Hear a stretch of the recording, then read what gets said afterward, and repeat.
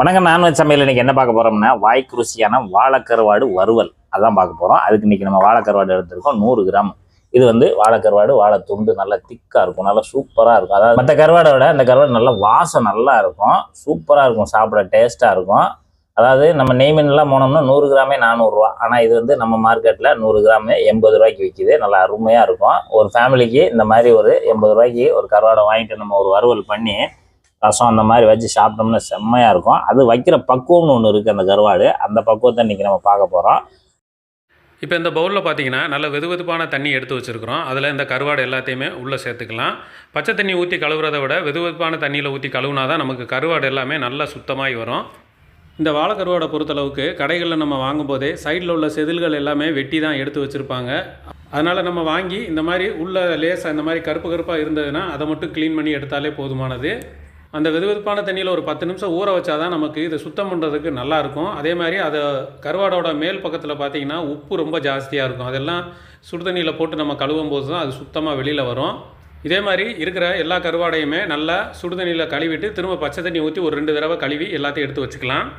அடுத்து வாழைக்கருவாடு வறுவல் பண்ணுறதுக்கு இந்த மாதிரி ஒரு சின்ன பேன் எடுத்து அடுப்பில் வச்சுட்டு எண்ணெய் 1 டேபிள் ஸ்பூனு எண்ணெய் சேர்த்துக்கோங்க. உங்களுக்கு பிடித்தமான எண்ணெய் எதுனாலும் சேர்த்துக்கோங்க.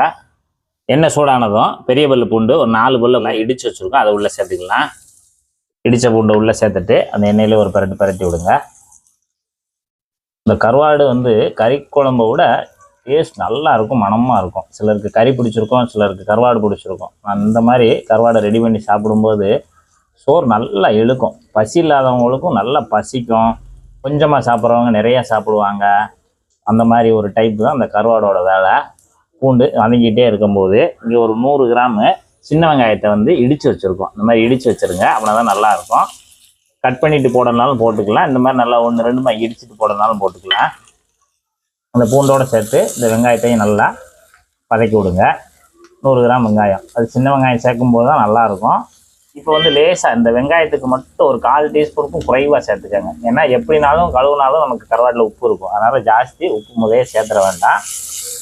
இப்போ இந்த வதங்குற வெங்காயத்துக்கு மட்டும் ஒரு 1/4 டீஸ்பூன் குறைவாக மட்டும் தூவி விட்டுட்டு நல்லா பரட்டி விடுங்க. அடுப்பை மீடியத்தில் வச்சுக்கோங்க. தனி மிளகாத்தூள் ஒரு 1/2 டீஸ்பூன் அப்படியே தூவி விடுங்க.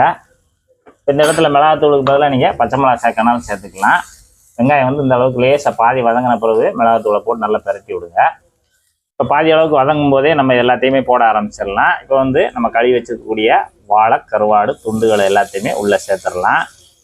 நீங்கள் தேவையான அளவு எடுத்துக்கோங்க. எத்தனை பேர் சாப்பிடுவீங்களோ அதுக்கு தகுந்தாப்பில் எடுத்துக்கோங்க.